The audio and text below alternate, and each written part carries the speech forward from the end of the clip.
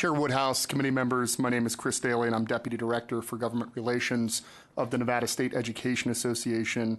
NSEA represents 40,000 educators across our state. Our vision is to ensure an exceptional education for every Nevada student. We submitted written testimony from NSEA President Ruben Murillo, who asked me to extend his apologies for not being able to be here this morning.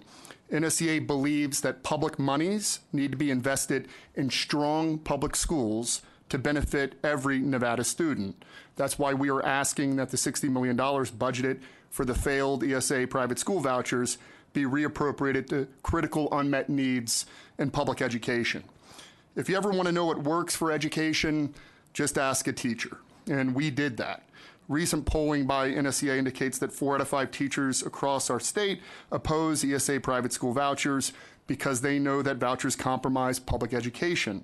The problems with ESA private school vouchers are numerous, from diverting public money from public education to serving as a government handout for wealthy families sending their kids to fancy private schools. But I want to take a moment in this hearing to talk about a little quirk that has bothered me about these so-called education savings accounts since I first heard about them.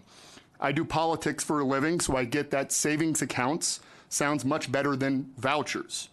And I don't need the research budget of the American Legislative Exchange Council, who I believe created the template legislation for this, to know that education savings accounts poll significantly better than vouchers. My problem is that when you look at these things, they just aren't what most of us think of when we hear the term savings accounts.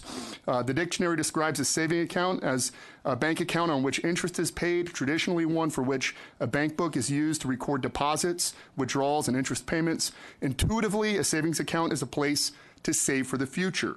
Now, contrast this with what we know about Dan Schwartz's education savings accounts. ESAs offer no opportunity to save for the future, while leftover monies technically may be carried over to the following year. The reality is that after paying for education expenses, there will be no leftover money. Certainly, there's no ability to use ESAs to save for the most significant family education expense, college. Thank you very much. Thank you very much, Mr. Daly. Appreciate that.